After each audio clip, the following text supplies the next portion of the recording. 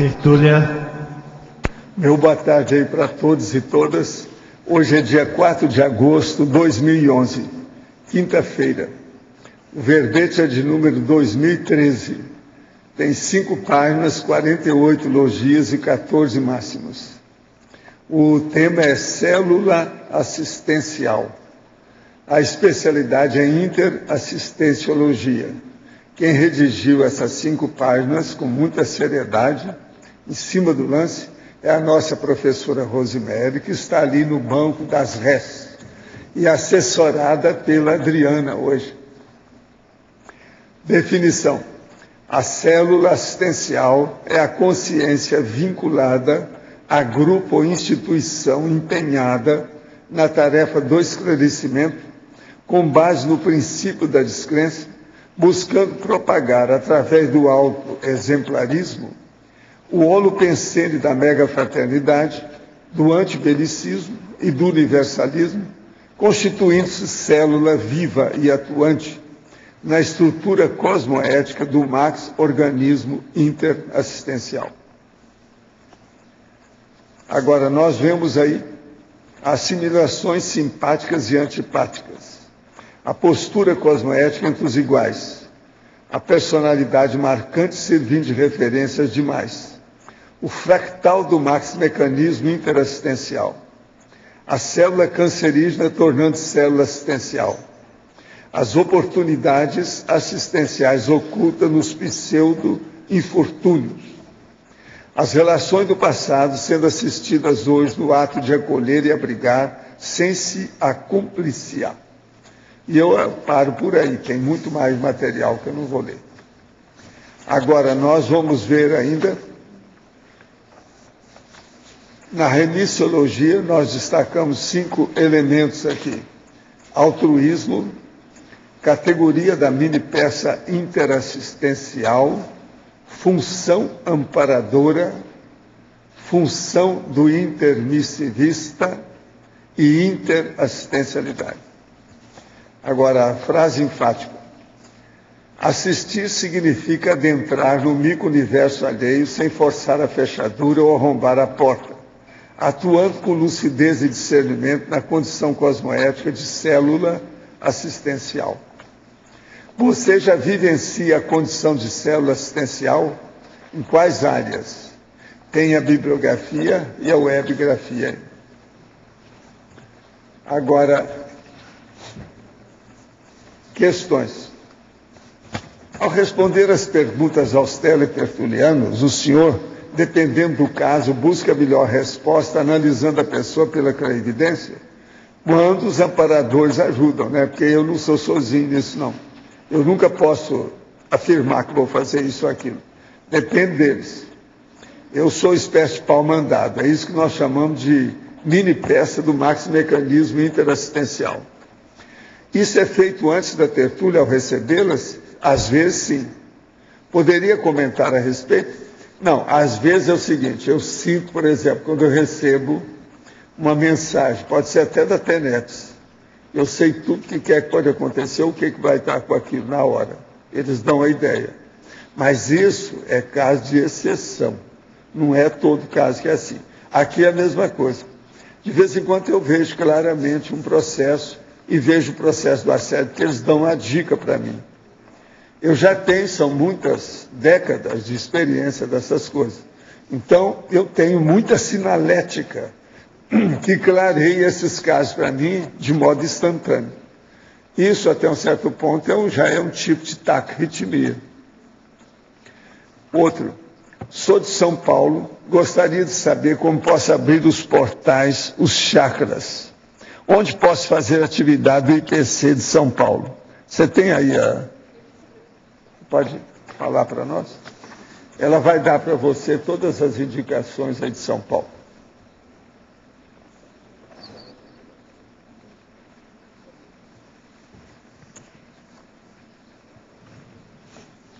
Olha, vou te dar o telefone do IPC São Paulo, é 11, né?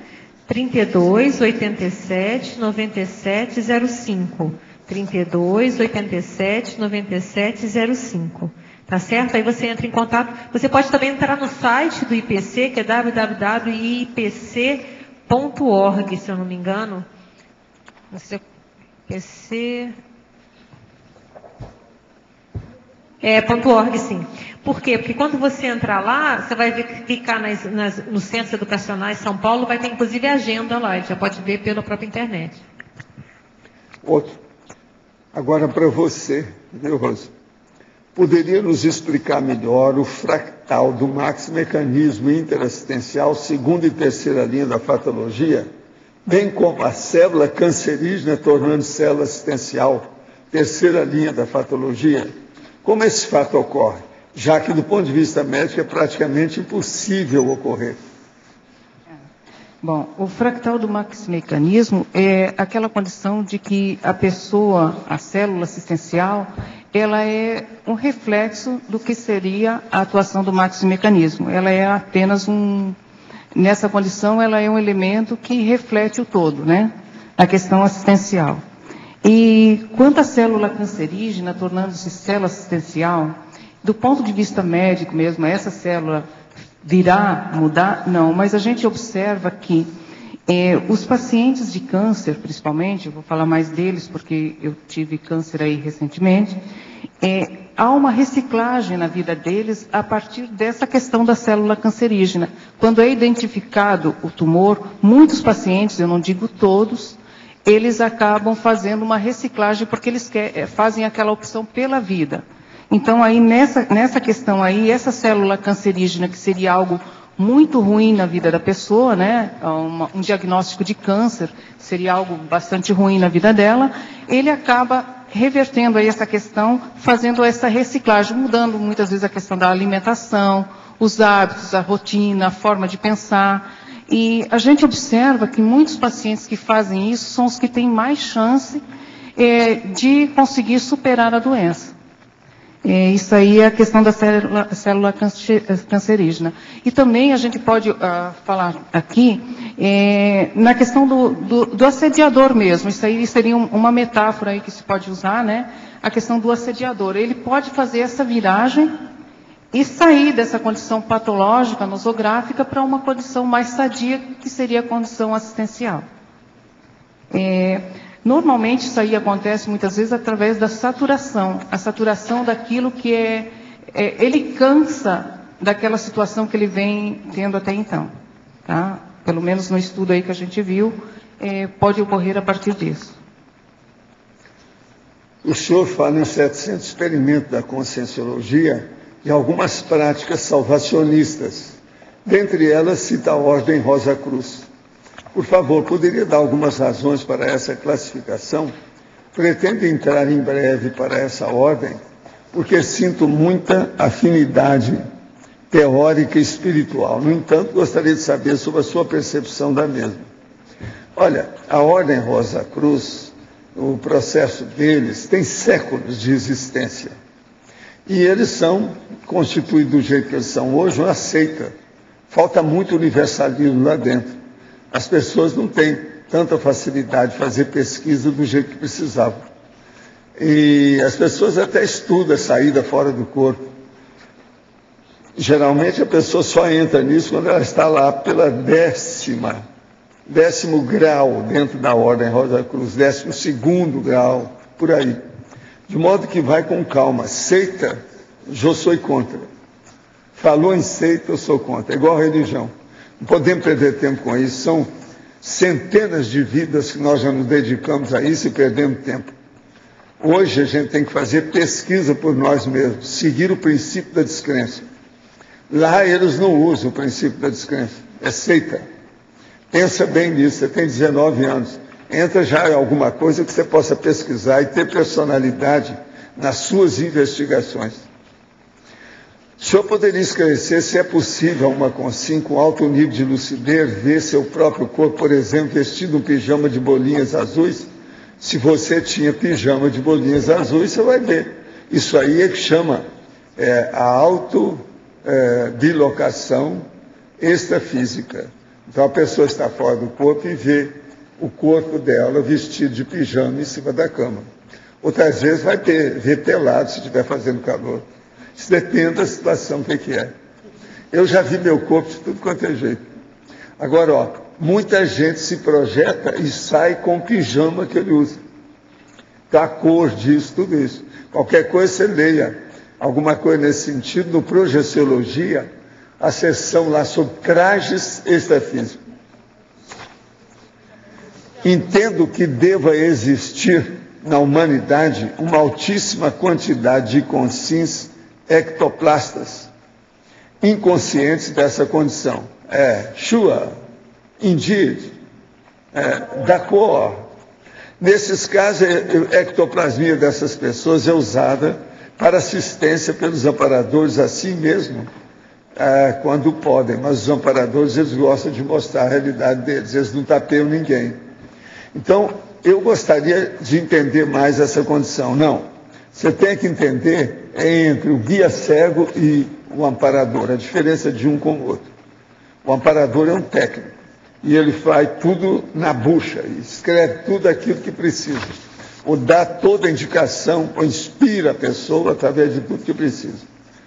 E eles são favoráveis também a fazer pesquisa de todo tipo. Já o guia cego, não. Ele quer fazer a possessão ou semi-possessão das pessoas e mandar a pessoa. Por isso que seita e religião não serve, porque tudo é guia cego. Lógica é lógica, fato é fato. Não adianta a gente brigar por causa disso. O negócio é, faça investigação, olha de frente o negócio, veja que você vai chegar a essa conclusão. Fato é fato. Volta e meia passo por uma situação constrangedora quando estou concentrado mentalmente em alguma atividade e qualquer barulho ou a chegada de uma pessoa, eu vejo a pessoa chegar. Levo um susto tremendo, pulando mesmo do local onde me encontro. Na infância, muitas pessoas, professoras, pediram à minha mãe que me levasse ao psicólogo. Um amigo já falecido, que possuía evidência, me disse que eu me deslocava do corpo físico com facilidade, mas sem me aperceber. E o aparente susto, na verdade, era a volta abrupta ao corpo, como ajustar isso para uso útil. Não, às vezes o susto pode ser uma descoincidência que a pessoa está num transe. Isso pode acontecer mesmo. Mas agora, no seu caso aí, eu acho que você devia de trabalhar, fazer exercício físico, etc., tal, e acabar com esse processo, ficar preparado para o que der e vier. Porque senão, como é que chega? Se você ficar perto de um vulcão, você vai morrer. Ainda vai fazer uma opção de reações esquisitas, com tanto susto, isso é bobagem.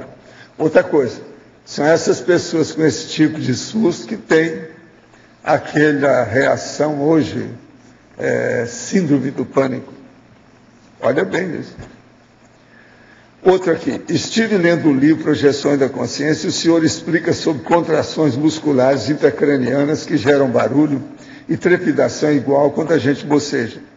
Tenho um certo controle desse músculo e nunca entendi sua utilidade. Essa condição de dominar essa contração em movimento interno é rara. Nunca pensei que estivesse ligado à exteriorização. Tanto que sempre exteriorizei sem contrair nada. Porém, ontem fiz uso dessas contrações da exteriorização antes de dormir e acabei alcançando um EV muito intenso. Poderia falar mais sobre a ligação dessas contrações à exteriorização? Não. A base do desenvolvimento do estado vibracional envolve os crânios, ou melhor, no caso aí, os músculos intracranianos. Então, isso aí mexe com o processo de contração. Para fazer a exteriorização de energia e a ectoplasmia, quase sempre exige algum tipo de contração no corpo. E o processo encefálico da cabeça são as primeiras contrações que ocorrem são aí. De modo que isso é comum, é muito mais sério do que a gente pensa. Agora, por exemplo, eu mesmo fazendo hoje, por exemplo, nós temos aqui aí a mega euforização. Na mega euforização, às vezes, dependendo do que é o fluxo da energia que eu tenho contração não só da cabeça, às vezes do corpo inteiro. Isso é comum, isso é normal, isso é parafisiológico. Então, é você entender isso. Você já deve ter alguma série de condições parapsíquicas que você nunca levou à frente. Igual a você tem bilhões. É muita gente assim. Agora, gente, quero dizer para vocês que durante a reunião de hoje de manhã, os vereadores, por unanimidade, retirar o projeto de lei que aumentava o número de vereadores da cidade de Foz do Iguaçu. Com isso, permanece o número existente de 15 vereadores na cidade. Palma para os vereadores. Eu sabia que eles iam acabar dando um jeito. Eu mesmo mandei a minha mensagem para todo mundo que eu conhecia lá, para dar um jeito. Não é isso? E isso é ótimo. Outra coisa aqui de Foz. Hoje vai ter a inauguração da Feira do Livro às 19 horas. Eu estarei lá. Tá certo? É lá no Mitre. A praça. Vamos ver isso aí. Eu lá para 6h30 eu vou sair daqui com meu filho para ir lá. Inclusive eu quero ver se, parece que o prefeito vai lá, o doutor McDonald, eu quero encontrar com ele para a gente ver as coisas como é que são. Agora, hoje eu queria falar para vocês que uma das pessoas de grande charme e força presencial que nós temos aqui, que tem me ajudado na opção de coisa e que futuramente pretende me ajudar ainda mais, que pretende vir para cá, é uma moça fora de série que está ali. O nome dela é Melissa, aquela dona ali. Levanta a mão, assim. Essa é um caso sério. 17 anos ela está fazendo hoje. Viu? Olha, você não sabe.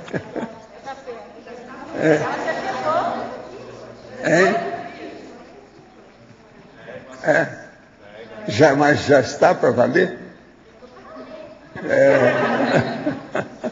Então, agora, depois que ela sentar, ela vai trabalhar mais conosco, porque ainda tem que assentar umas coisinhas aí. Agora, gente, eu queria aproveitar aqui, antes de passar aí vamos dizer, vocês chumbarem a Rose, fazer uma... Não é isso? Fazer o processo. Existe um negócio desse da multidão. O que a multidão faz? Como é que chama? Hein? Como é que chama o que a multidão faz com a pessoa? Depois eu passo, ela entrega vocês para o linchamento intelectivo, sabe? E ela vai sair galhardamente da história. O caso todo que eu queria é o seguinte: eu comecei a ler hoje aqui com os amigos, que eu estou fazendo uma pesquisa, que tem um verbete do dicionário que eu estou fazendo. O verbete eu vou ler aqui rapidinho, só o rascunho, um resuminho. Incubadorologia, que é o nome dele.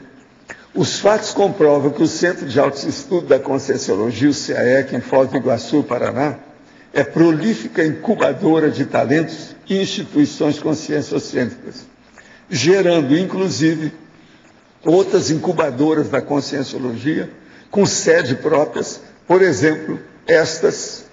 Então, eu estou fazendo uma relação. IAC, Aracê, Saquarema, Intercamp, OIC, Acinvex, Evolucim e Consul. Essas que já têm alguma sede, que eu vou colocar. Agora, além das instituições listadas, o mesmo CAEC, através do departamento Holocico e Holoteca, vem constituindo potente incubadora de educandários, gerando entre os seus produtos tarísticos, esses, aqui eu vou pôr, já tem 9. Escola de Escritores da Conscienciologia, Escola de Docentes da Conscienciologia, Escola de Pesquisadores da Conscienciologia. Agora vou pôr tudo escola da Conscienciologia. Parapercepciologista, epicons, tenepsicistas, invexiologistas, conscienciômetros, lexicógrafos, debatedores e verbetógrafos. Se vocês são 11 ao todo. Se vocês tiverem mais ideias, vocês me dão, que eu vou colocar. No fim do verbete lá tem. Os fatos estão aí para quem quiser pesquisar com disposição e heterocrítica. Agora, o argumento é de sexiológico. Argumento de sexiológico. Vocês estão entendendo? Eu estou lendo aqui para vocês um verbete do dicionário. Agora, a hora que eu li isso aqui para a turma lá no almoço, eles acharam que eu devo fazer um verbete para trazer isso aqui para vocês. O que vocês acham? Agora, se vocês tiverem mais ideia, o verbete talvez seja incubadora conscienciológica. Tá certo? Agora, esse aí, então, eu já vou passar para vocês aí, qualquer hora, para você e para a nossa amiga que não está aí hoje. Agora, eu agradeço vocês, qualquer um que tenha mais ideia. Eu quero colocar todas essas escolas que já têm sede própria. Entende? vocês veem que isso é um fato. A gente tem que mostrar o que é que nós temos também, para mostrar essa realidade nossa, não é verdade? Agora, gente, então eu entrego vocês a Rose. Pode falar, Beth. A Beth aqui. Vamos Tudo lá. bem? Tudo bem. Os parabéns aí pelo verbete. Muitas graças. Você poderia ampliar para nós, na página 22, para a fotologia, na quarta linha, o esbregue intermissivo despertando a célula adormecida quanto ao para-dever. Olha, eu vejo o seguinte, que no curso intermissivo, ou durante o curso intermissivo, a gente começou a ver ou tomar consciência do nosso próprio passado, de algumas coisas que a gente havia feito no passado, então começa a ficar mais lúcido quanto aquilo. Isso aí, embora você tenha sido, possa ter sido uma célula assistencial numa vida anterior, esse esbregue, essa tomada de consciência, ele te dá uma chacoalhada e vai te chamar a atenção para algumas coisas que você poderá realizar na sua futura ProEx. Então, seria esse esbregue aí que a pessoa vai ter para despertar, né? Que ela está ali meio adormecida, não tem nem lucidez quanto a coisa. Eu vi a lista. A adormecida aí chama mais atenção a questão da lucidez mesmo, né? Para o para-dever, que seria aí as cláusulas aí da futura ProEx. Ficou claro? Ficou sim. Valeu. Tá, obrigada. Rose, Fala, na Crescendologia, o primeiro do Crescendo aí na página 23, o Crescendo célula assistencial, rede assistencial. Olha, aqui eu coloquei esse crescendo porque eu vejo que a célula assistencial, ela trabalha, eu coloquei lá num maxi-organismo, ou seria um maxi-mecanismo, ela não trabalha sozinha. Há uma interação com outras células assistenciais e formando essa rede aí assistencial, né? Então, por isso que eu coloquei o crescendo célula assistencial, rede assistencial. Seria o conjunto aí dessas células que estão espalhadas aí, tanto no intrafísico, em vários locais aqui do próprio planeta, né? Você pode observar aí os voluntários de CES, que estão aqui em Foz do Iguaçu e outros países, outras cidades. E essa equipe aí, ele forma uma rede de assistência em todo o planeta. Tá? Essa rede seria uma intercomunicação. Agora, sim, inclusive... porque você observa como é que é uma rede, né? É um tecido cheio de nozinhos, cheio de pontinhos ali. E cada pontinho ali eu colocaria como sendo uma célula assistencial. Então, essas conexões entre uma e outra vão formar essa rede. Agora, a multidimensionalidade é lógico que entra aí. Oi? A multidimensionalidade deve entrar na rede. Né? Olha, Arlindo, quando eu penso em assistencialidade, eu penso em multidimensionalidade. Uhum. Entende? Eu acho que há uma conexão aí bem estreita entre o intrafísico e o extrafísico quando a gente fala na questão da assistência. Agora, lá na parafatologia, você fala, depois do esbregue aqui, se fala célula assistencial usuário das centrais extrafísicas. Né? Sim. É o seguinte, eu vi assim que a gente pode fazer uma analogia de uma célula assistencial usuária, a gente podia colocar assim como aqui o tertuliário, tá? Nós tertulianos e tertulianos, nós somos usuários do tertuliário, bem como somos usuários lá do holociclo, que a gente podia fazer uma analogia aqui com a questão da central extrafísica. Mas nem todos nós somos mantenedores, né? Então, eu vi assim que são as pessoas que fazem assistência ou que são assistidas e que, de alguma forma, têm essa relação com a central extrafísica ou com alguma central extrafísica. Aqui no tertuliário, por exemplo, seria a primeira aí que me vem à mente, a central extrafísica da verdade. Tá? Tá, ok. Parabéns aí pelo verbete. Obrigada, Helena.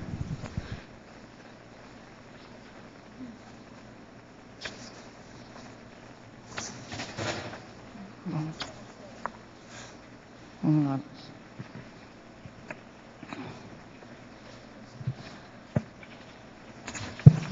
Rose, Djalma aqui no ar, tudo bem? Oi, Djalma, tudo bem? Parabéns, cara, tá muito bom. Obrigada. Eu queria que você aprofundasse na página 21, na patologia, na terceira linha, Tá assim, as oportunidades assistenciais ocultas dos pseudo-infortúnios. Eu acho que você tem uma riqueza muito grande para falar nisso aí. Eu estou com bastante bagagem nesse aspecto aí. É o seguinte, essas oportunidades, esses infortúnios, digamos, ou pseudo-infortúnios, são algumas crises ou fatos que acontecem na vida da gente, né? Isso aí em qualquer momento pode acontecer, e que no primeiro momento parece algo muito desagradável. Parece até, não, aconteceu algo que é um infortúnio aí, que isso aí muitas vezes é apenas uma crise de crescimento, e essa crise aí vai abrir um novo leque e uma visão diferente que a gente tinha sobre determinada pessoa ou determinado ambiente. No meu caso, isso aqui foi bem interessante, que quando eu tive o diagnóstico de câncer, ou antes disso, eu não era muito de ir ao hospital ou de estar lá. E a partir do momento que eu tive esse diagnóstico, eu passei a conviver lá, tanto com médicos e enfermeiros lá, mas com os pacientes lá do hospital. E eu comecei a observar que em muitos momentos eu percebi o amparo extrafísico, tá? E havia muita assistência. Na época, quando eu fiz a mastectomia, foi bem interessante que o grupo de consciências que se acercava muito comigo, eu observei, foi de mulheres que sofreram amputação do seio nessas guerras étnicas. Então, cada momento, cada infortúnio, digamos, o público de assistência ele vai se renovando, vai abrindo, ou a gente vai percebendo um outro público de assistência, né? Um outro público assistencial. Também, quando eu fui, uma vez foi bem interessante, que eu fui fazer a radioterapia, e quando eu sentei, eu deitei lá na máquina, lá, né? Eu não estava com medo, mas eu tive uma sensação muito forte de medo. Eu pensei, bom, aqui passam muitas pessoas, é uma quantidade muito grande. O holopensene do local. Justamente, esse holopensene que está ali está muito arraigado de medo. Mas foi uma percepção minha e ficou naquilo. Não havia quem contestasse ou quem comentasse a respeito, era a minha percepção. Depois, numa outra sessão, a enfermeira chegou para mim e disse, Rose, vem cá, você pode falar com essa senhora aqui? É que ela vai fazer, a gente faz tipo um exame, alguma coisa, a gente faz antes de começar a sessão, a gente vai lá, então eles marcam os pontos que vai ocorrer o tratamento, né, no corpo da gente. Isso não dói nada, inclusive a sessão ela não é dolorida. E ela me chamou, você pode falar com ela aqui? Então, uma paciente, ela estava morrendo de medo, de ir lá fazer essa simulação, que é apenas uma simulação, a primeira consulta lá, e aí eu observei, bom, é o tipo da coisa que está ficando lá nesse local. Essa questão do medo. Tem um outro local muito interessante no hospital sobre isso, é a hora que a pessoa é colocada dentro daquele túnel para fazer os processos na cabeça. Então tem pessoa que sente claustrofobia. Você está entendendo? Não é por causa do local. Não, que gente que tem claustrofobia, que já passou por ali e que colocou energia. Lembra daquele quadro que eu sempre lembro aí, do casal que brigou no aeroporto, no restaurante? Sim, é isso mesmo. Foi o que eu observei. É o holopensene do local. Nós ainda, isso aí é muito sutil para a humanidade ainda. Está muito longe a humanidade entender isso. Outra coisa assim, que foi bem interessante foi o meu médico lá, o oncologista, ele é daqui inclusive ele Picon aqui, né? Mas foi interessante. Eu sentei na frente dele a primeira vez, eu quase não podia falar, porque eu estava sentindo a sensação dos pacientes que sentam ali na frente dele, que geralmente vão receber quando a gente vai para ali, quase todo diagnóstico é câncer, né? O negócio tem que julgar a energia ali para limpar. Então eu observei assim, foi bem interessante, que foi jogar energia mesmo. Jogar o flit. E daí, nessa questão ali, ele está ali, mas ele está na condição, mesmo sendo Picon, na condição de médico. Eu entrei na condição de paciente. Então, o meu rapport com as consciências ou consciências que estão ali é bastante intenso. Uma das coisas que eu tenho observado, que agora já foi assim umas 4, 5 vezes, que fizeram o mesmo comentário e eu também senti, foi na cadeira de quimioterapia. O pessoal que vai para lá muitas vezes comenta que vai para o matadouro. Então, dá para imaginar o holopensene local. Só que em todos esses lugares, o comentário é esse. Não, experiência é experiência, auto-pesquisa. Eu observei assim, então uma das químios, eu acho que foi terceira, foi bem nas últimas das vermelhas lá, que eu lembro que são as químios mais fortes, né, que eu tomei. Eu pude perceber toda essa sensação e eu achei estranho. Eu sentei, a sensação que eu tive foi de arrancar tudo aquilo ali e sair correndo. Daí eu pensei, bom, mas eu já fiz outras vezes, por que essa sensação está vindo agora? Então eu também fiz essa associação do Lopensene, a própria cadeira, né? E o que sentiu a pessoa que devia ter passado por ali.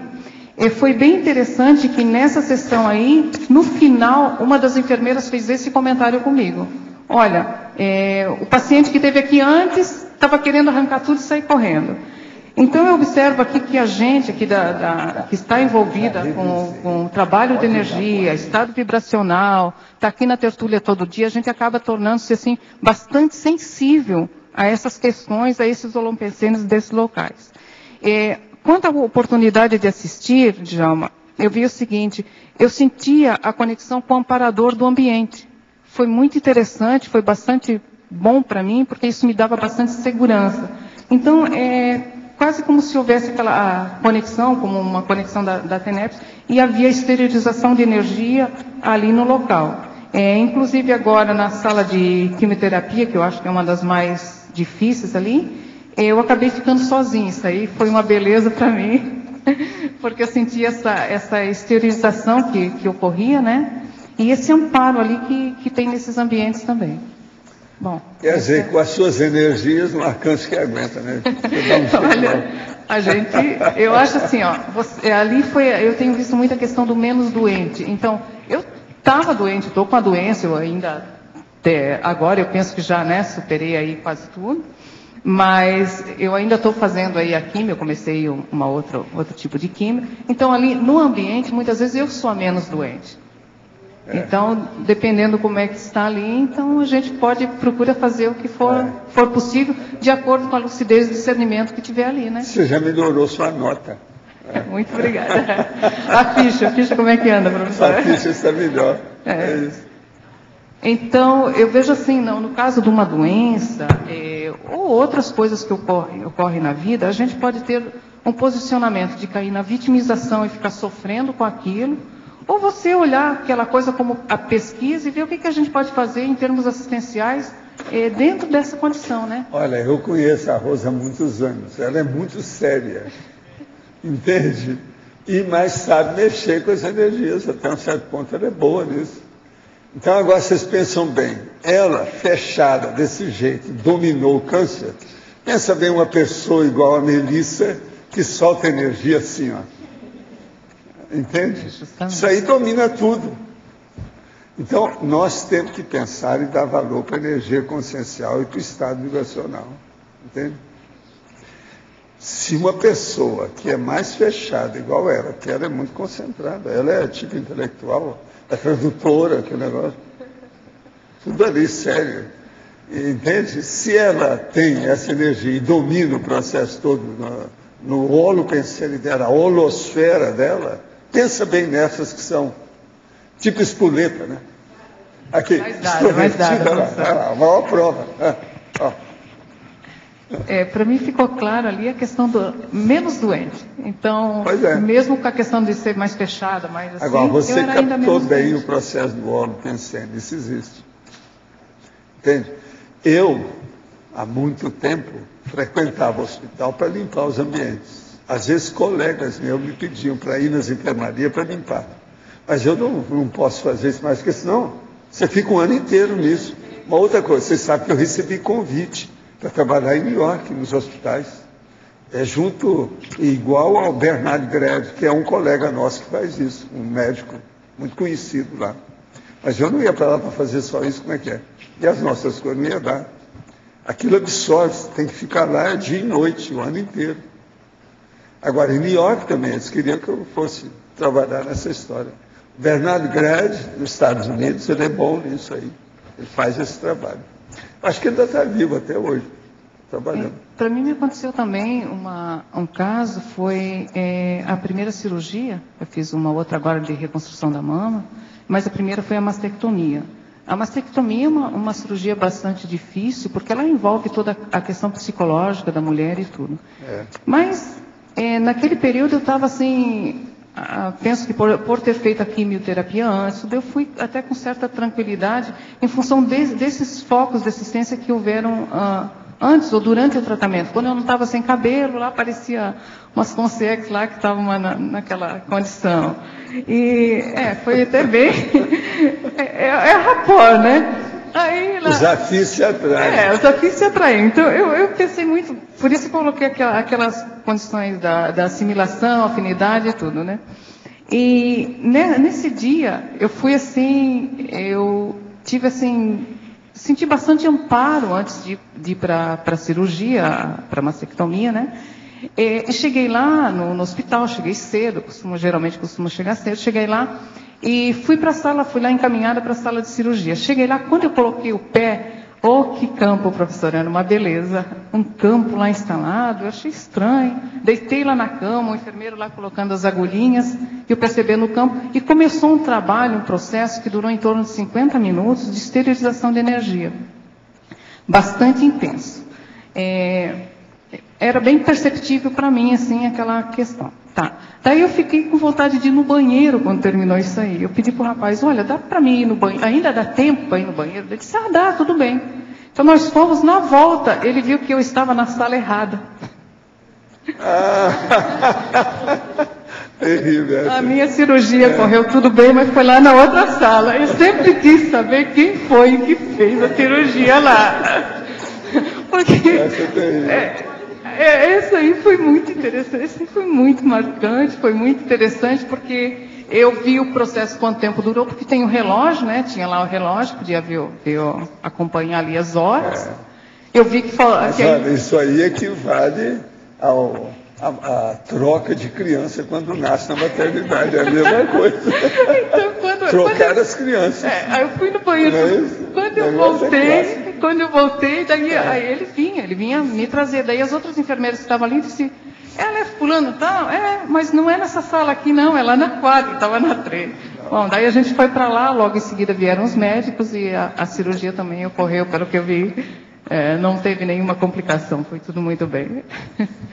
Essa aí foi uma das coisas dessa questão aí. Foi bem... Agora, é muito bom quando a gente ri quando passou a crise de crescimento. Isso é fora de sério. Agora, vale a pena. Essa é uma represália cosmoética. Você ri depois que passou a vicissitude, o percalço. Isso é muito importante. Mas é uma represália efusiva. Sim. Você está entendendo? Não há dúvida que é. Daria um verbete, né? Represália efusiva. Mas isso existe. Sim. O caso é esse. Você querendo faz esse verbete. É uma boa. Ele existe. O caso existe. O negócio todo é esse. Você tem que fazer. Represália efusiva. Não, eu preciso distribuir esse verbete para vocês, porque tudo que eu falo, o povo quer que eu faça verbete toda hora. Hoje é que der mais um. Né? Já tem lá 2.100. E a gente tem que aumentar mais. Né? Muito bom. Eu acho também a questão aqui do verbete, esse aqui foi o meu verbete entrante da enciclopédia, né? Estou pretendendo fazer. É a rentrée que chama, rentrée. Você está começando. Eu acho assim, em função de toda essa questão de problema de saúde que eu tive e tudo, essa segunda cirurgia agora me fez pensar muito a respeito da enciclopédia. Eu fiquei pensando, olha, e se eu dessomo aí na mesa cirúrgica, que quem faz uma cirurgia sempre tem esse risco muito maior do que quem está aí bem de saúde, né?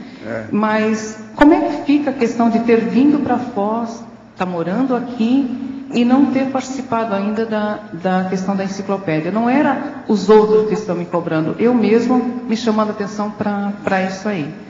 É muito importante essa participação, estar aí... Eu te agradeço muito a parte que me toca. Na enciclopédia. Eu vi assim, da minha parte foi bastante interessante. Eu quero chegar nos 500. E não é o conselho dos 500, não. Olha, são 500 verbetógrafos. E para quem ainda não entrou, olha, o pessoal da verbetógrafia aí, eles ajudam muito a gente, tem muito amparo. Não, e outra coisa, apoio. São técnicos hoje, né? São verbetógrafos. alto nível de veteranismo que está aí. O povo não está brincando, não. Então eu penso assim, olha, a pessoa tem que pensar que todas essas coisas, infortúnios ou crises ou um acidente pode ocorrer de uma hora para outra. E o que for prioridade nela, na questão da PROEX, se ela veio para a Foz e ela tem intenção, ou ela está na PROEX dela, trabalhar com verbete, olha, a minha sugestão é que não deixe para amanhã. Pois é. Tá?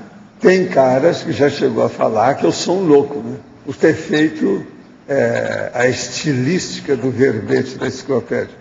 Mas está provado pelos fatos que eu não sou tão louco. Porque agora já tem mais 93 junto comigo, então nós somos então um conjunto de loucos que eu vou te contar. Não é justo. Agora, os detalhes realmente são, para a pessoa que não está muito habituada, são assim surrealistas, psicóticos, ou qualquer coisa nesse sentido, são sim. O povo que vê, né, os detalhes que tem, né? Os que nós não deixamos nada em pé, né? A gente olha tudo. Os detalhes são terríveis, são ou não são? Tem gente que roda, até que ela passou um detalhe e ela não percebeu. Tem muita coisa, muito detalhe, mas redação é isso. É o processo da redaciologia, né? Mas a chapa do verbete aí, para quem está começando, ela ajuda bastante também, porque está tudo lá, né? Já vem tudo mastigado, só falta colocar nos lugares, do que é que tem. Justamente. O puzzle é fácil, porque já tem o conceito, já mostra o final, entrega as peças. Eu sei que desde o começo eu gostei muito, então não sou a pessoa que vai dizer que eu Agora, eu sei o trabalho que deu isso. Eu formatação. comecei com 28 sessões, até chegar nas 70. Devagar, para não assustar o passarinho. Você já pensaram, se eu chegasse de cara assim, sem nunca ter falado nada, e começasse a mostrar isso, não, esse cara é neurótico, ele é doido. Totalmente, por causa dos detalhes. Detalhismo é uma coisa que confunde os outros. Quem não está habituado. E principalmente quem não está feito a vida intelectual mais profunda. Se tiver feito só uma vida intelectual superficial, ainda não entende bem o processo detalhista. Por isso que é muito importante isso tudo que você está falando. Agora, isso é ótimo. Se tiver aqueles... Né? Por exemplo, são 93. Se aqui chega a 100 pessoas, já tem gente sobrando que não entrou no verbete. Você está entendendo? Então a gente já pode começar a falar. Eu garanto que aqui hoje não tem muita gente. Levanta a mão, por favor, quem é que ainda não fez verbete da enciclopédia? Vocês têm até amanhã cedo para aprender. Olha, eu estava vendo...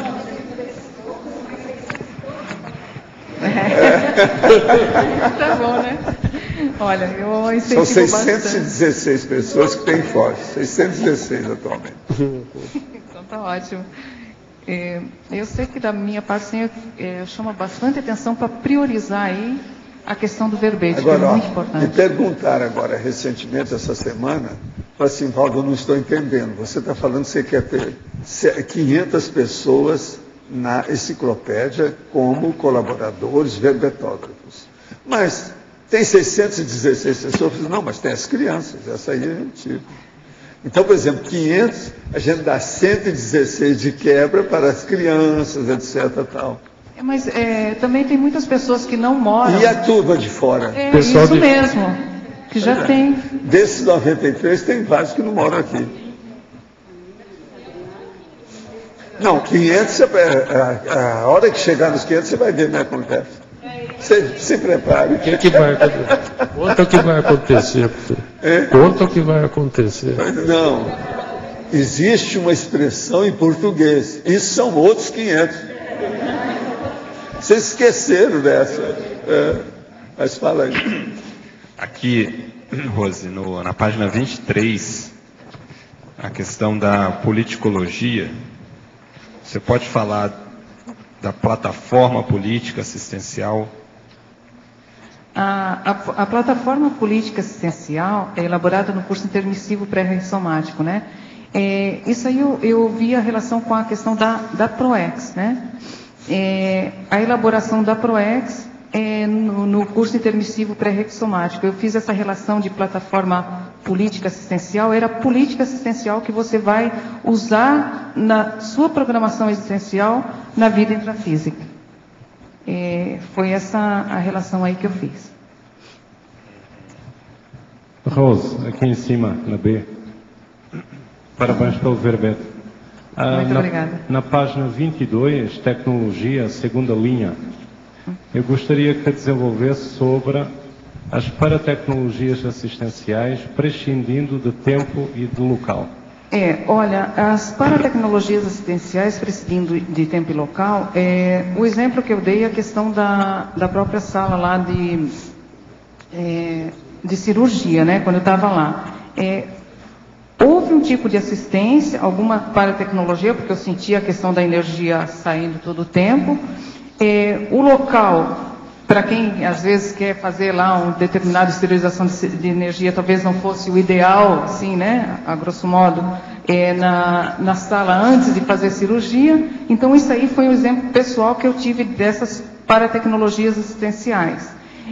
Eu acho que a predisposição para assistência, quando você tem alguma predisposição, ali não importa onde você está, o tempo, o local, a coisa acontece, a coisa flui. Esse foi o entendimento que eu tive dessas paratecnologias. Muito obrigado. Rose, aqui. Oi. Tudo bom? Tudo bem. Eu só queria tirar uma dúvida rapidinho antes com o professor Valdo. Professor, o senhor leu ali antes a questão dos campos, e não sei se o senhor colocou também o discernimento. Não, o discernimento eu não coloquei. Não, o senhor acha que não entra? Não, eu estou esperando para ver o que vai acontecer entre discernimento e Vila Consciência, o que vai sobrar disso para a gente pôr oportunamente. Entende? Como isso aí a assim? gente tem que ver. Que é o Consciência Center, como eu chamava. Tá certo. Vamos ver o que vai dar. Agora, se vocês acham que deve pôr, já põe logo, vamos ver o que dá. Eu vejo, o polo. Eu vejo como um polo aglutinador. Né? Sim. Não, fica aí a sugestão. Vê se tem mais coisas. Se tiver, você me fala depois. Ok. Rose, agora, aqui na primeira folha, a enfatologia, de baixo para cima, na terceira linha, o autocomprometimento assistencial. Com a paraprocedência anterior ao curso intermissivo, né? Isso. Esse autocomprometimento assistencial com a paraprocedência tem a ver com a que eu coloquei na parafatologia, o esbrega intermissivo, despertando a questão do paradever, tá? Isso aí, pelo menos o que eu sei de mim, anterior ao curso intermissivo, provavelmente está lá na baratrosfera, né? E essa questão aí é de você voltar e fazer assistência. Lá na baratrosfera, às vezes até participando de uma equipe de resgate, se for o caso, acolher dentro da sua própria família também as pessoas que foram seus companheiros aí, né, nessa condição anterior ao curso intermissivo. Então eu vejo isso aí, esse autocomprometimento é você com a sua paraprocedência anterior ao curso intermissivo. Você, se está numa condição melhor, poder assistir essas consciências dos seus companheiros aí que ficaram ainda nessa condição. Uhum. E um outro ponto também aqui na página 22 mesmo, em efeitologia.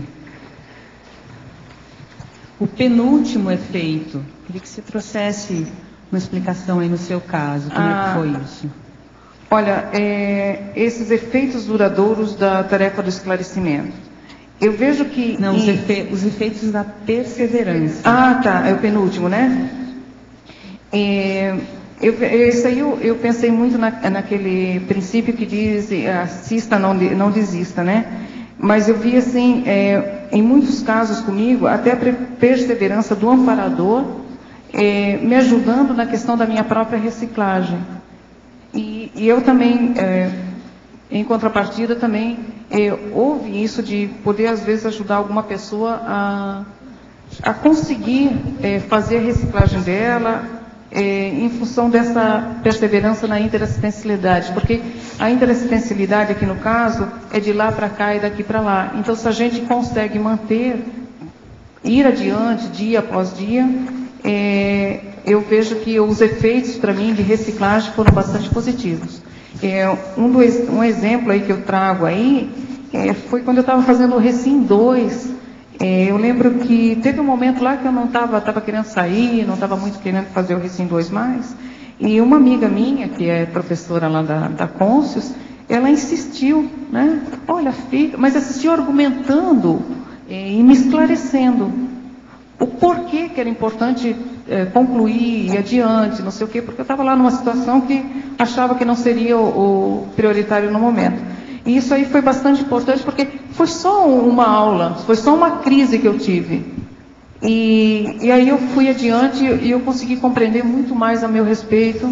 Então eu vi que foi um efeito dessa perseverança da pessoa, né? Aí foi dela para comigo, mas também houve comigo em outras situações. Uma pergunta dentro da questão da assistência, para você e talvez para o professor Valdo também. O limite da assistência, o que você acha? Até onde se deve ir? Isso aí foi bem interessante, que eu tinha, muitas vezes eu fui lá no professor Valdo com pedido de TENEPS. E daí um dia eu pedi para a pessoa. Aí passou um tempo, a pessoa estava lá numa situação bem interessante, mas aí eu fui lá pedir de novo. Daí ele chegou para mim, olhou para mim e disse assim: Rose, tem o limite da assistência. Só falou isso e não falou mais nada. Bom, aquilo eu pensei e repensei. E eu coloquei essa questão do limite da assistência, ele está implícito aqui na frase enfática. Sabe? O limite da assistência é o limite que o assistido dá. Se ele não quiser ser assistido, não adianta.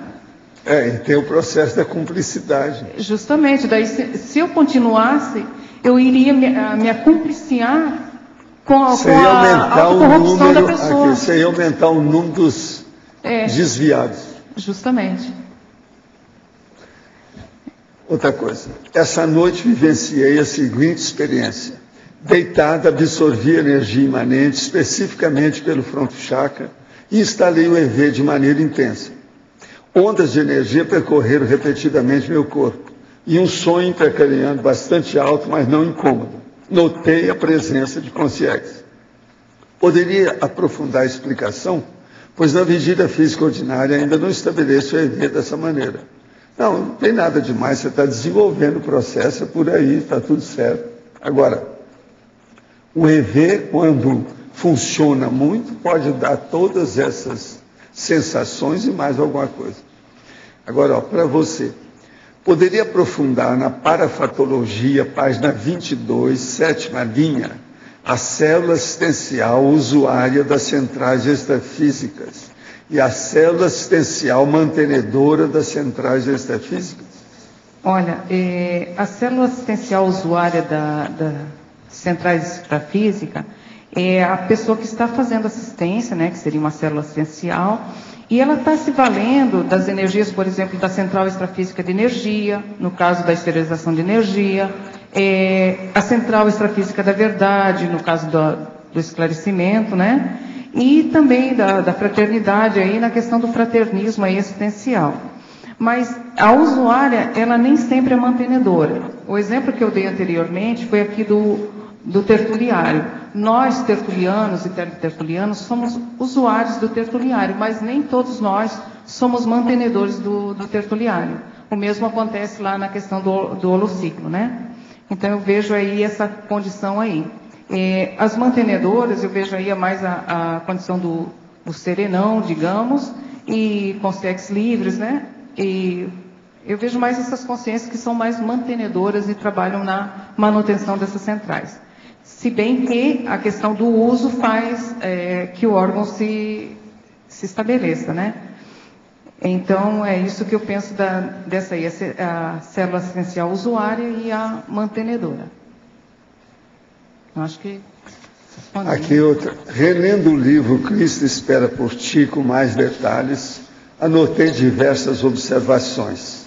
Zéfiro fala para Charlotte, no calendário dos homens, estamos em 1957.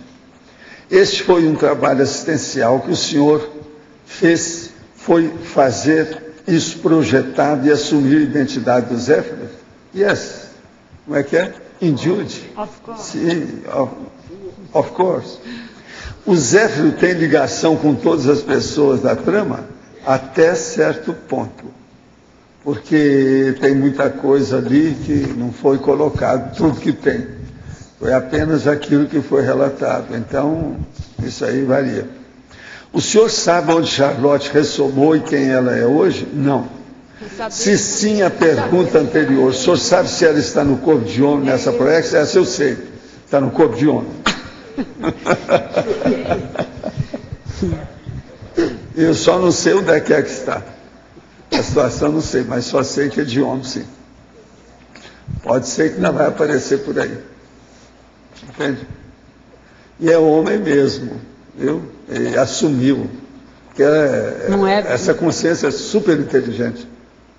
Ela supera esse processo de sexo. Ali era a inibição natural da pessoa que mexeu na vaidade dela. Mas depois que ela andou estudando alguma coisa, ela está melhor. Não é só aquilo, não. Entende? Vamos ver, né? Rose, aqui na página 23, sindromologia. Você poderia, por favor, falar sobre as duas primeiras? A síndrome da priorismose quanto ao assistido, né? E a síndrome da subestimação da capacidade assistencial. Isso. A priorismose quanto ao assistido é quando vem alguém para ser assistida, né? E você começa a pensar algumas coisas a respeito da pessoa. Puxa, será que essa pessoa vai conseguir superar mesmo? Senão, então isso aí forma uma priorismose. Então isso aí não é compatível quando se trata de assistência. Nisso aí ocorre muitas vezes na questão extrafísica, na questão da projeção, a perda da lucidez. Menos ajuda muito ajuda quem menos atrapalha. É isso. E a outra é a subestimação da capacidade assistencial. Isso aí é a questão de você achar que não dá conta. Então, se veio para você, provavelmente você vai ter condições de resolver, né? Isso aí também eu penso a respeito desse princípio. Então, vê aí os teus trafores, as tuas capacidades, as tuas qualidades e procurar fazer o melhor que você puder dentro daquele contexto. Não é o que você quer fazer dentro do contexto, mas o melhor que você puder fazer ali dentro. Isso aí é não subestimar a sua capacidade assistencial. Obrigada. Para ver, Betógrafa. Na parafatologia, página 22, quarta linha. O esbregue intermissivo despertando a célula adormecida quanto ao para-dever. Você pode comentar esse item fazendo associação entre a sua experiência e as parapercepções? Olha, eu te digo que assim eu não lembro lá muito do meu curso intermissivo, né? Mas esses dias, foi inclusive lá na Consus, uma reunião lá dos voluntários do Paratecnológico, nós estamos conversando a respeito desse assunto.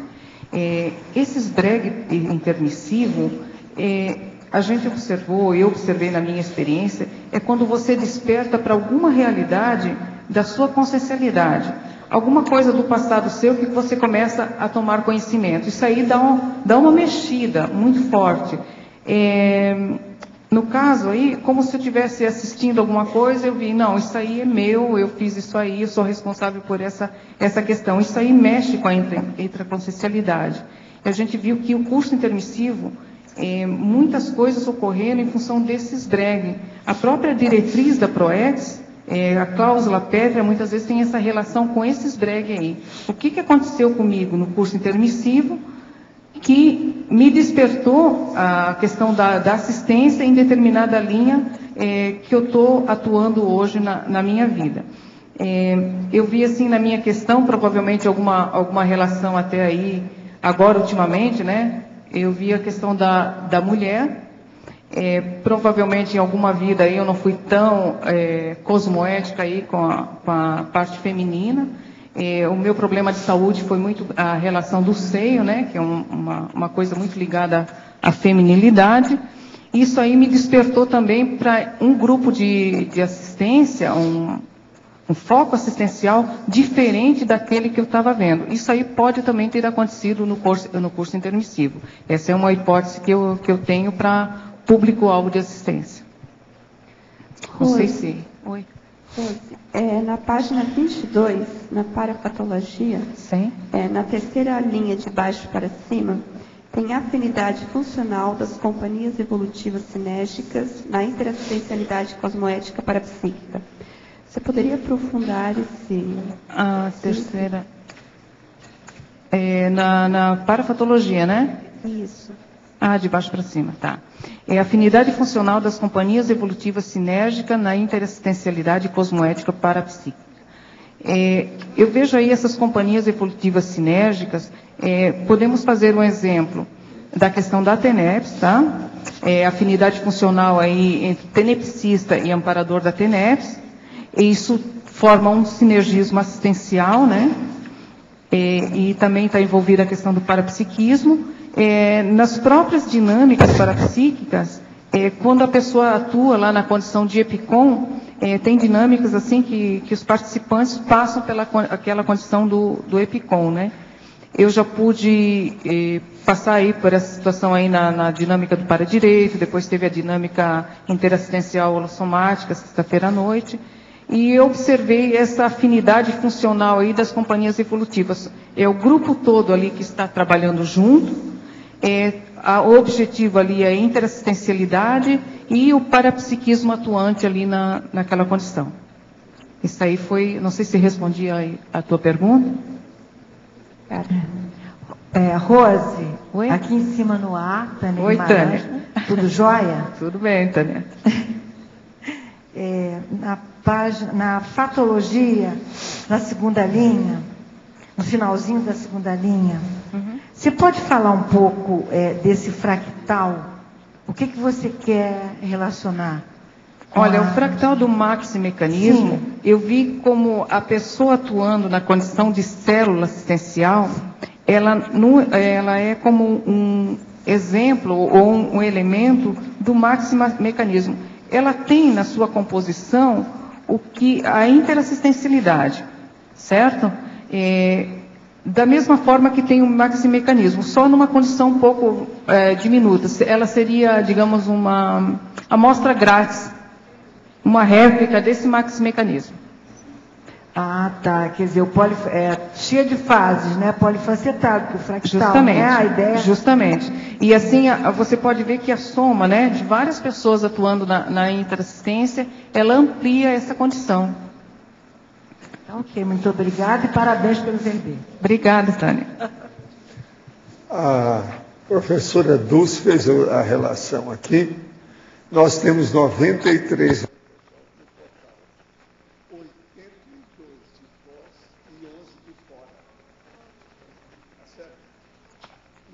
82 e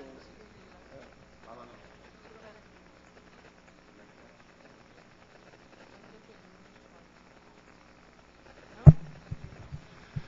Nós temos 93 junto comigo. Eu sou o 94º. Agora, são 82 de Foz e 11 que reside fora de Foz. Então, estamos caminhando. É por aí. Para chegar nos 500 aqui, ainda faltam 418. Daqui.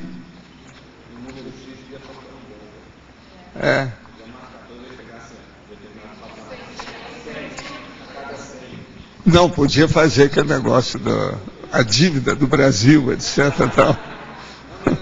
É um processo de dívida. Já viu. A instituição que trabalho tem um nome em homenagem a uma moça que morreu há 22 anos em acidente em uma piscina. Os pais fizeram uma escola para ajudar as famílias pobres. Essa instituição fará em setembro grande festa para comemorar seus 22 anos. E estamos orientadas a homenagear a moça dessomada. Até que ponto essa homenagem fará um rapport e assegurar a evolução dessa consciência e segurar a evolução? A família dela é espírita. O que posso fazer para ajudar? Olha, pensa positivo nela e vai em frente. Vamos ver o que dá. Né? Isso aí tem muito, é muita instituição humana desse jeito. É necessário isso aí para servir de exemplo, né, para a humanidade, está tudo certo. É o caminho, é o jeito. Né? Quem é que está com o microfone agora? Pode falar. Tem ainda 10 minutos ainda. Rose, Djalma de novo aqui. Vamos lá, Djalma. Primeira linha da página 22, você fala nos vasos comunicantes assistenciais da patologia lá. Podia falar um pouquinho disso? Olha, os vasos comunicantes assistenciais é que eu vejo na questão da assistência, há sempre uma relação entre uma consciência e outra. Eu vejo aquele esquema dos vasos comunicantes, né? É que se você colocar água num, acaba nivelando. E essa aqui é a questão do nivelamento. Na questão assistencial, a gente procura nivelar por cima. Trazer a pessoa lá da condição mais nosográfica e fazer o nivelamento pelo alto. Então, aí é a questão dos vasos comunicantes assistenciais. Tá ok, Djalma? Obrigada.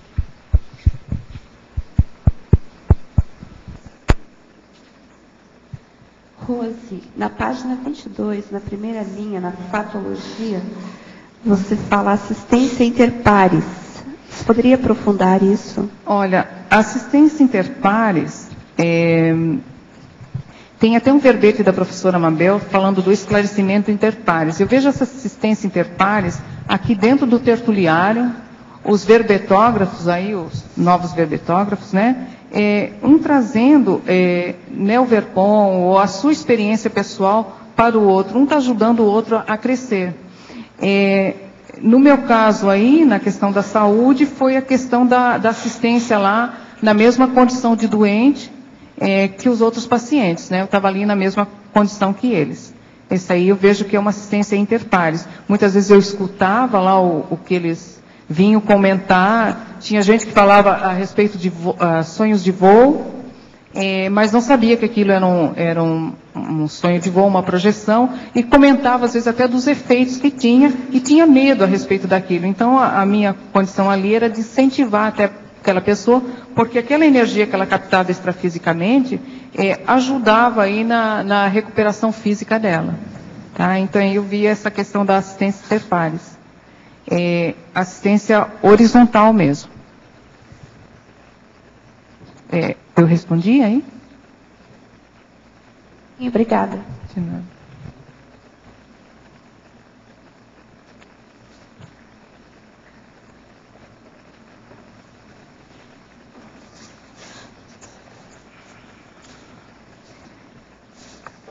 Bom, hoje tem mega euforização, né?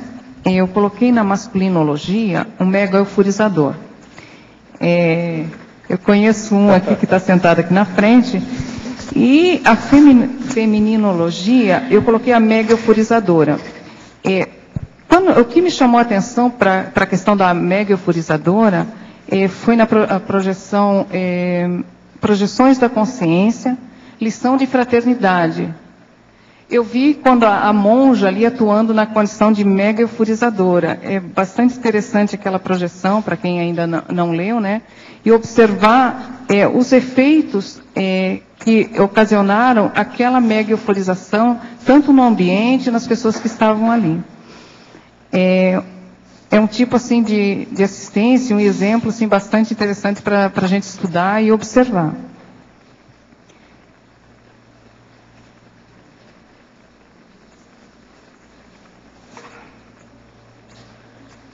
A tendência dos serenões, de modo geral, é comunicar aos holopensenses, se eles permanecerem muito tempo lá, um processo de euforia.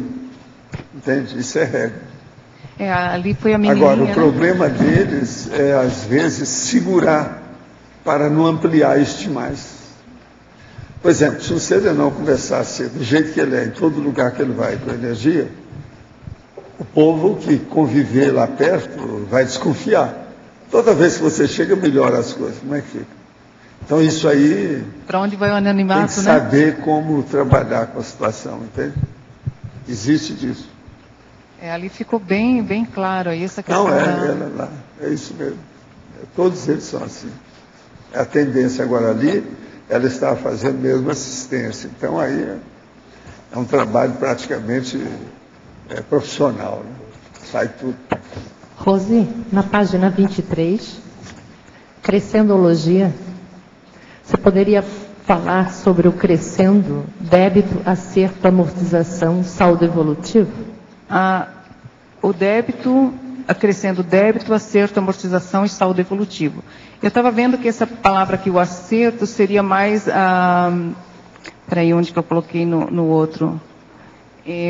Eu vi na questão da justiça restaurativa, né? Você tem um débito, né? Você está devendo para alguém. Aí, esse acerto aqui é no sentido de acordo, sabe, Elzira? Então tá. No sentido de acordo. Então, tem um débito, as partes sentam juntas, é feito esse acerto, esse acordo, para a forma de amortização e melhorar o saldo evolutivo da pessoa ali que está atuando na questão da assistência, né? Que ela é que é o mais interessado aí em resolver essa pendência. Isso aí é aplicado hoje em dia na justiça restaurativa, né? Dá para entender, Ziron? Não sei se ficou claro. Deu sim.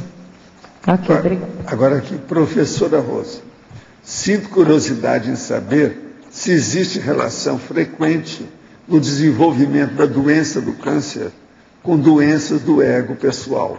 Já vi com frequência esta relação, no entanto, sei que também podem suceder por assimilações e outras coisas. Qual a sua experiência em relação a isso? Olha, a minha experiência, eu vi que teve questões do ego, a questão emocional principalmente, mas também teve a questão física. São os efeitos midiáticos que tem um verbete que fala a respeito. No caso do câncer, o câncer de mama, é a questão do desodorante. Tá? O uso do desodorante, ele inibe a eliminação de toxinas, tanto é que a maioria dos cânceres de mama, eles são aqui na lateral, a maioria deles, não sei quem atua aí na área médica, né? Isso é porque o desodorante não permite a transpiração normal do organismo, além de na composição dele tem vários componentes que são nocivos à saúde. Então eu vejo essas duas, no meu caso, né? Essas duas questões, a questão emocional, eu vejo muitas vezes que o paciente, às vezes não consegue lidar com algumas questões que ocorrem com ele, alguns traumas, e isso aí atua na parte da pensinidade, o monoideísmo, o patopensene, isso aí também vai influenciar na baixa autodefesa do organismo. E a parte física aí, que é o desodorante, aí para quem o professor Valdo teve na cabeça aí a lâmpada fluorescente, né? Alimentos, a parte de alumínio, aquela panela de alumínio também, que não é favorável, ela é favorável sim, mas ao câncer de estômago. Mas eu vejo aí, né, nessa condição, tanto a emocional, a questão do ego, quanto a física, isso no meu caso. Não sei se...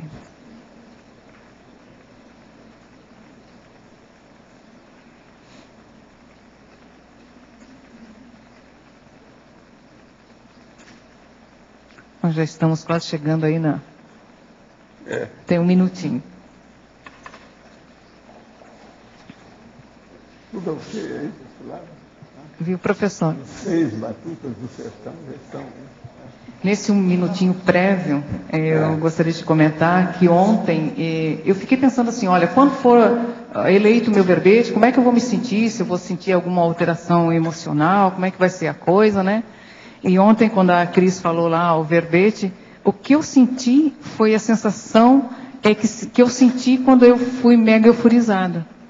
É aquela sensação de alegria, de bem-estar íntimo, e foi o que eu senti ontem. Agora, coincidiu, né, com a mega euforização. Coincidiu com a mega euforização, justamente. Uma coisa puxa a outra.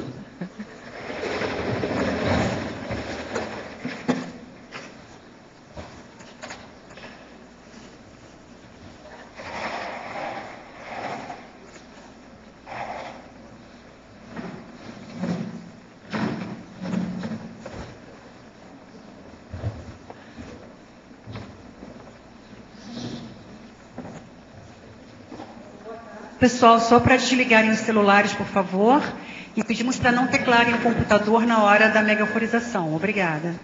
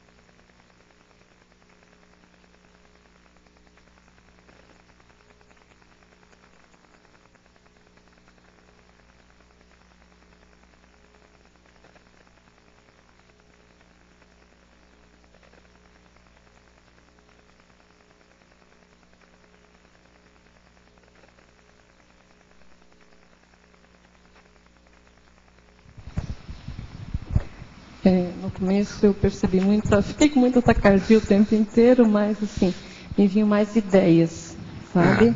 Me vinham ideias assim de reciclagens, autoconsciência terapia que eu estou passando agora, aplicar mais técnica de mobilidade física vígil, abrir mão, sabe? Questão assim de autoenfrentamento, então vinham mais ideias. Então a questão extrafísica eu não consegui perceber muito porque a taquicardia me atrapalhou. Mas eu percebi assim, muitas ideias bem positivas durante todo o tempo. Às vezes as pessoas têm uma certa dificuldade aqui devido ao processo da contradição, o paradoxo que existe. Primeiro você relaxa, para depois eles fazerem a contração em você. Você entende? Sim. Então a pessoa relaxa para ficar receptiva. É aquilo que eu chamo do conceptáculo. É o receptáculo. A pessoa se transforma no intermediário. Agora, aí a hora que ela relaxa, então vem aquela semi-possessão benigna, que às vezes ela vem apenas pela energia do processo, por exemplo, da central estatística de energia.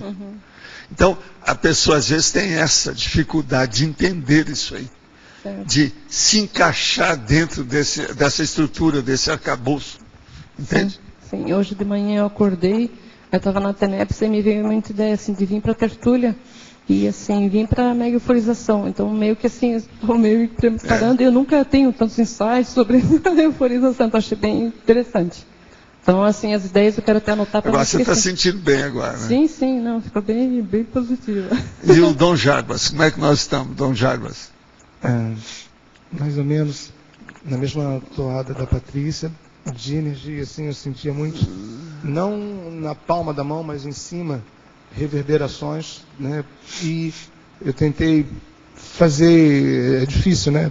Pelo meu temperamento, mas tem muita ideia da mini peça, o maxi mecanismo, algumas lacunas assim a serem preenchidas, o que eu tenho procurado é transpor. E veio alguma ideia assim de, veio uma expressão tipo interassistencialidade, elíptica, a história de não crescendo e particularmente singularizando com os dois o grau de afinidade consciencial que a gente tem assim, né, mais pronunciadamente com alguns integrantes da CCC um pouco mais profundo. Convivialidade. Isso, né, retrossomas. Aí eu falei assim, que bom se pouco a pouco puder sendo derreadas, postas abaixo fronteiras, empecilhos, ou para usar o termo, né, outro dia do Pedro, quizilas de nonsense que impedem chegar até o outro e assim, a partir do grau de afinidade que eu tenho com eles, ampliar cada vez mais para chegar a outras pessoas. Agora, e você? Como é que você foi lá? Eu percebi uma leve descoincidência, assim, aquela sensação de flutuar dos pés. Depois a cabeça esquentou bastante e muita repercussão na cabeça, né? Como se a cabeça estivesse sendo mexeram muito mexida. Com você, com a sua energia. Eles mexeram muito, eu percebi. Viu? E a minha percepção foi principalmente na cabeça, como se fosse uma argila que estivesse sendo moldada. Eles devem estar te preparando a cabeça para alguma coisa que você está pesquisando, alguma ideia, alguma coisa. Pode ser, nesse período. Eles não dão ponto sem nó. Quando faz isso é porque tem sua razão. Você está sentindo bem agora? Sim, tudo bem? Estou me sentindo bem. Então tá. Turma boa, né? 3 veteranos aí, com açúcar até eu, né? Assim, nós vamos longe. Não, o campo estava muito forte aqui. Muito forte, eu senti. Assim, a gente mandar. Como a gente poderia dizer, você que gosta de gíria, tudo dominado. Tá certo? Gente, obrigado, hein? Valeu. Obrigado.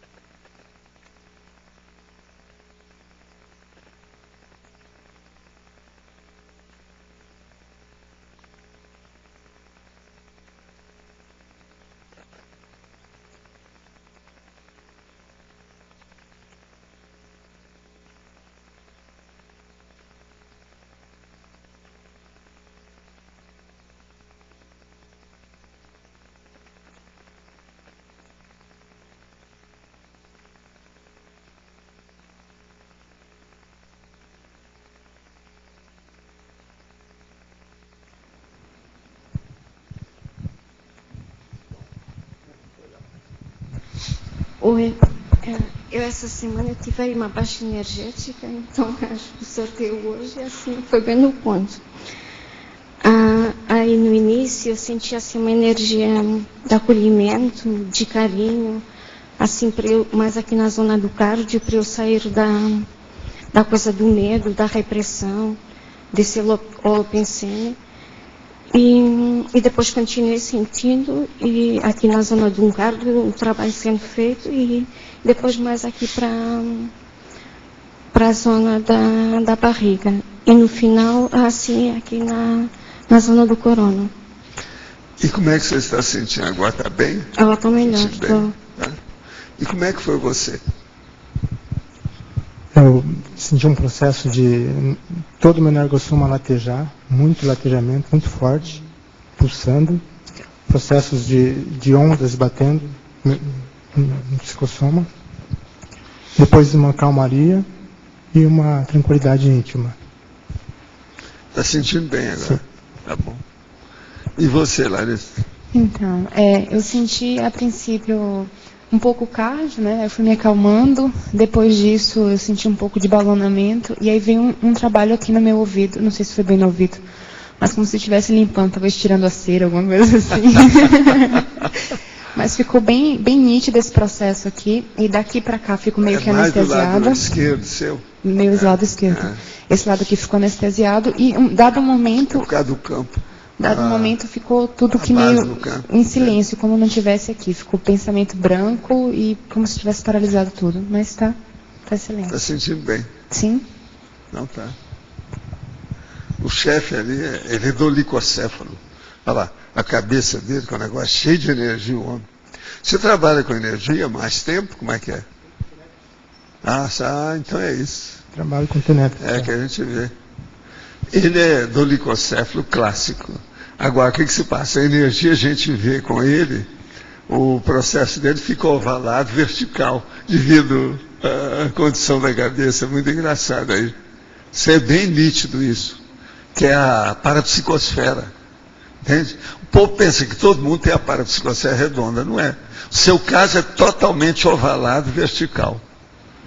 Agora, eu vi direitinho aqui, sabe, durante a instalação do campo. Mas, gente, muito obrigado, valeu. Qualquer coisa a gente pede vocês para servir de doador de energia quando precisar, hein?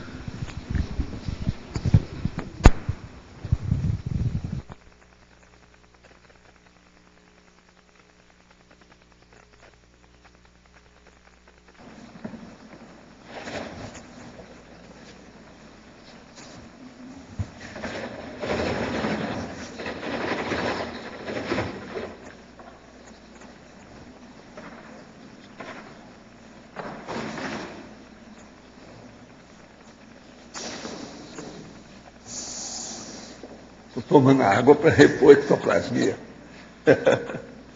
Mas olha, vocês têm aí uns bons minutos aí com a Rose.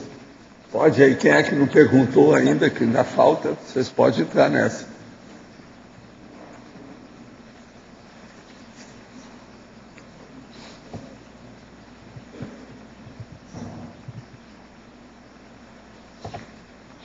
Está todo mundo impactado pela energia, ficar calado, é isso? É? Todo mundo assim, estudando a situação. Rose. Agora, muita gente que sai do relax para a tensão do processo. Isso faz parte do serviço, que é aquilo que eu estava explicando.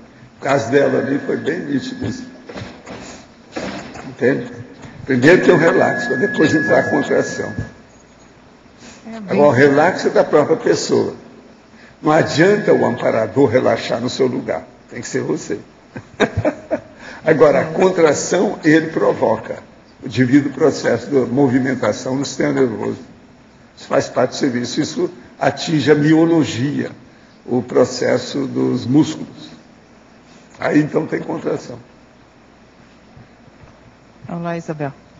Aqui no B, Rose. Aqui. Só ali em sindromologia, na página 23, queria que você explicasse a última síndrome. A síndrome da autossantificação? Isso. Essa síndrome pode ocorrer quando a pessoa faz assistência, na questão da assistência, né? Então, isso pode acontecer com ela se achar que está aí por cima da carne seca, como se diz, né? É isso aí que seria a síndrome da autossantificação. Ou fazer assistência para se vangloriar depois. Tá? Seria uma pseudo-assistência, então, uma assistência. Olha, ela até pode fazer. Tá? Mas aí depois o que vai acontecer? Ela vai trazer para o ego dela para ela se engrandecer com aquilo que faz. Entendi. Tá? Tá. Obrigada. Rose, só um fato sincrônico. Hoje me pediram para trazer um pedido de TENEPS, né, para o professor Valdo. E, por acaso, entre aspas, é uma pessoa que está com câncer de mama e soube essa semana. Então, eu acho que a rede aí da célula, né, essencial, já um fato que a gente sabe e muitos outros fatos que a gente não sabe que estão sincrônicos e estão nessa rede. Parabéns. Obrigada, Isabel. É de Caxias do Sul, nesse caso.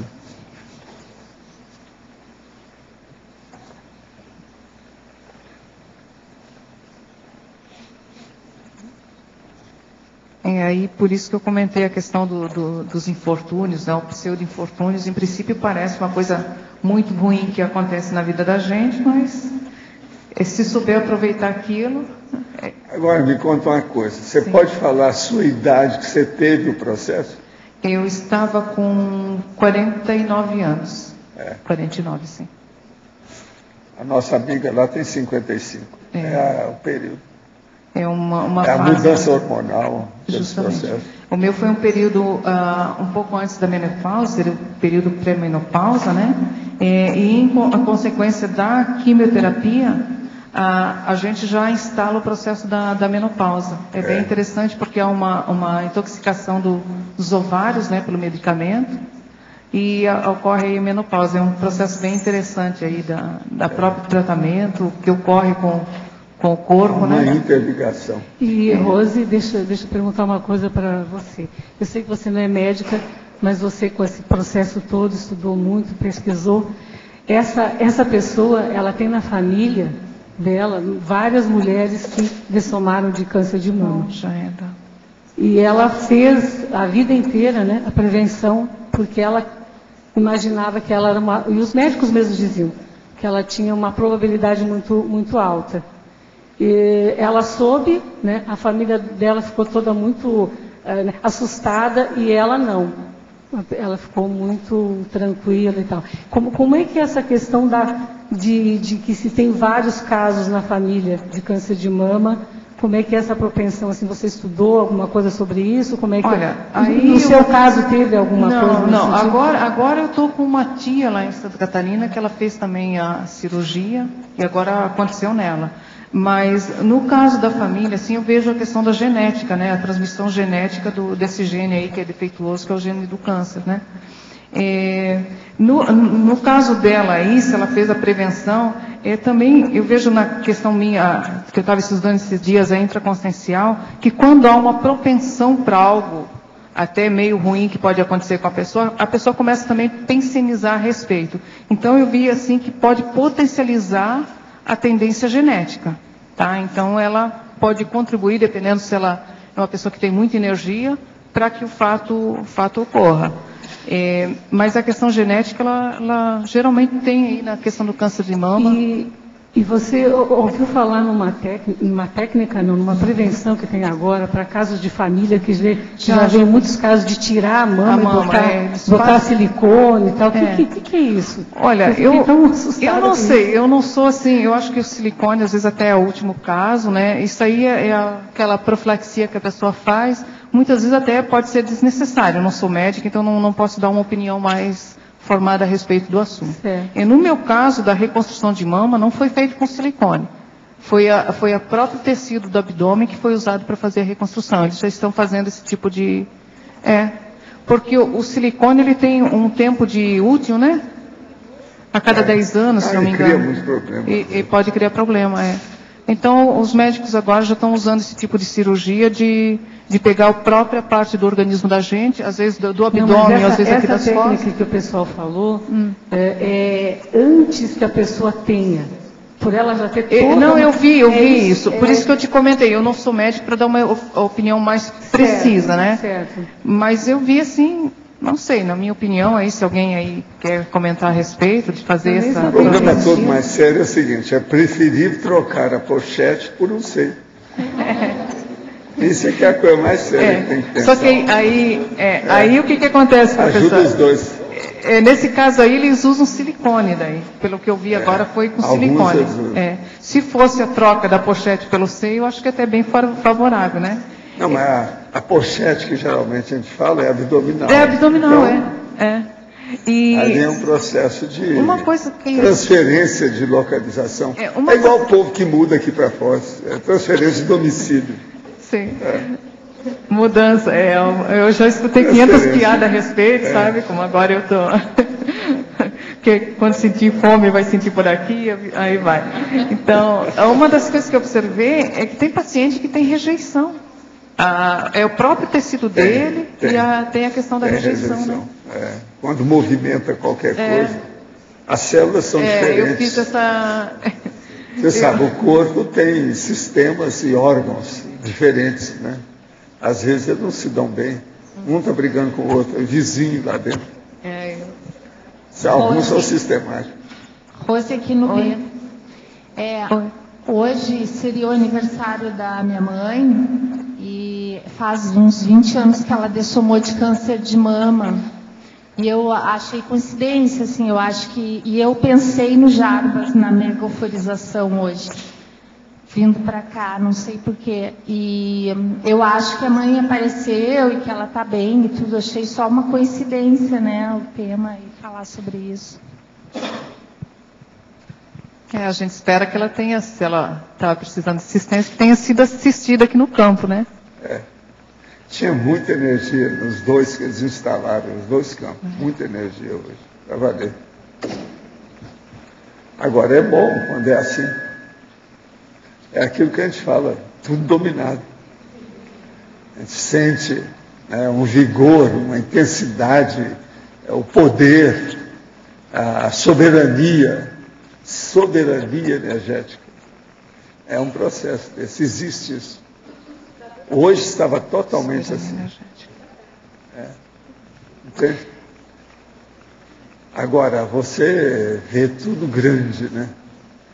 Tudo se agiganta, aumenta, tem uma sensação de atacadismo e de macro. Tudo é macro. Tudo entende? De ampliação. Agora, hoje eu já estava sentindo isso com energia desde madrugada. É tanto que a hora que o Felipe veio me dar um papel, eu falei assim, não me dê papel pequeno, eu gosto de tudo grande, me deu a papel letter, ele trouxe papel letter. Tudo é maior. Por isso que eu falo desses aparelhinhos pequenininhos, essas coisinhas, não dão. Eu uso o iPad, que ele já cresceu um pouco mais, colocar fermento nele. Cresceu um pouco mais, mas eu acho ainda muito pequeno ainda. Acho que pode ser maior. O ideal seria, sabe, é o esquilo sem grilo. Faz assim, puff, e você teria uma televisão enorme na hora. Isso aí que é. Você tem que inventar isso aí. Eu acho que o esquilo sem grilo ainda vai aparecer na neociência, para fazer a ampliação das coisas. Você sabe como é que era o desenho das crianças? Eu acompanhei muito o esquilo sem grilo, porque o Arthur era muito pequeno e gostava muito dele. Então ele chegava na rua e estava sem nada. Então ele pegava, tinha um negócio nele na mão e fazia assim, tuf, aparecia um carro. Ele entrava dentro e saía dirigindo. Isso é que é o ideal, né? Por isso que chama esquilo sem grilo. O grilo da história é sem problema. Quer dizer, ele arranjava todas as circunstâncias melhor do que o MacGyver. Consertava tudo na hora. Criava tudo. Criação espontânea. Eu sou 100% favorável ao esquilo sem grilo. Se vocês encontrar por aí, manda minhas recomendações. Mas olha, Rose, eu estou esperando então os outros 100 verbetes da sua parte. Você, como tradutora, tem que ser no mínimo 100 verbetes. E daqui eu lanço a minha convocação para o Luiz. Por quê? Uma já trabalhou, a outra já trabalhou. Todo mundo que faz o processo de tradução já entrou aqui. Como é que é isso? A Cris e você. Falta o Luiz agora. Então, agora a gente faz um convite para o Luiz para o Luiz é o próximo verbete. Tem que ver. Todos os três são tradutores de espanhol. Alto nível. Muitas graças. Muitas Os graças. nossos comerciais, por favor. Obrigado. As pontuações de hoje: 78 assinaturas no livro de presença, 16 perguntas presenciais, 14 perguntas online, 31 votos presenciais e 9 votos online.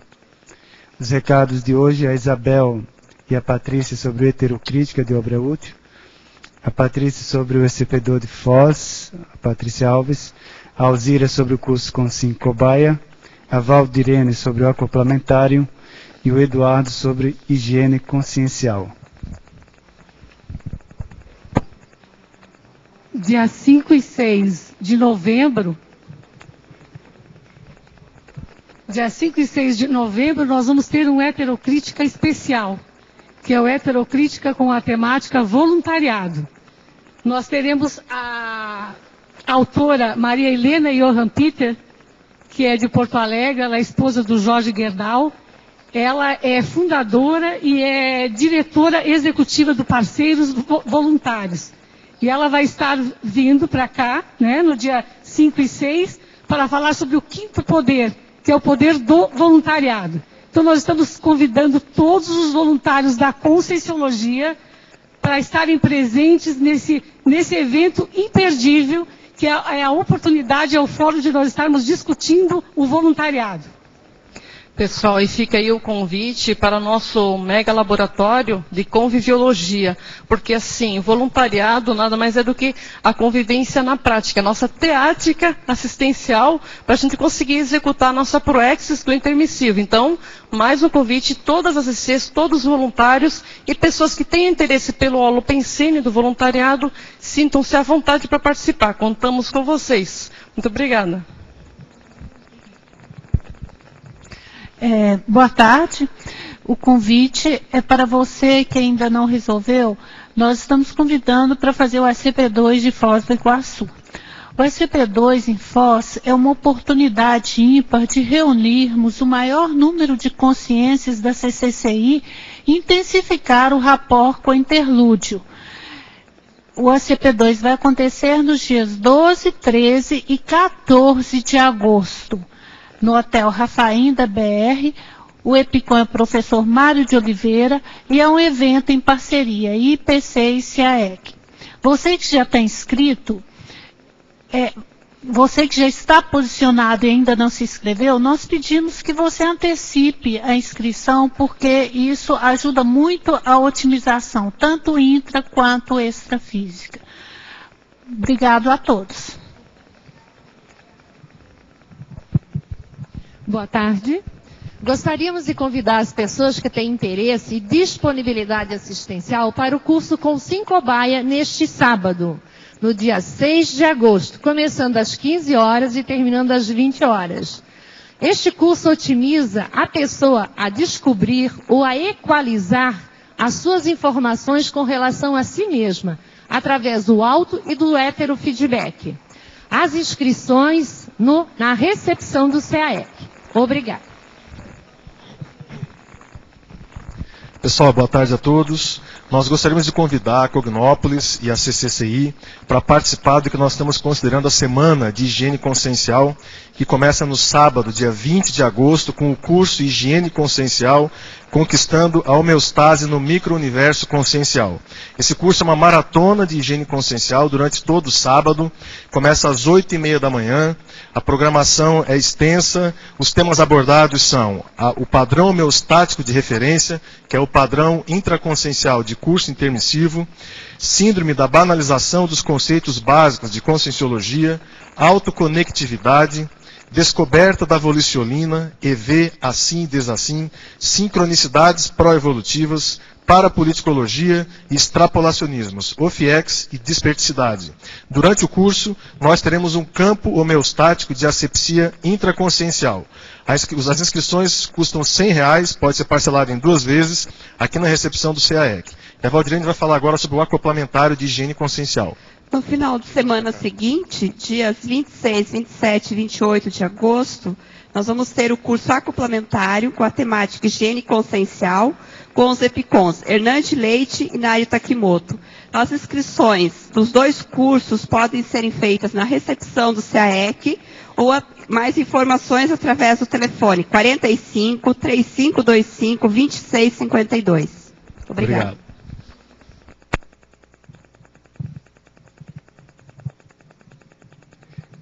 Para amanhã teremos o verbete Unicim, a especialidade Integraciologia. A autora, a professora Isabel Conceição. Obrigado pela presença de todos e até amanhã.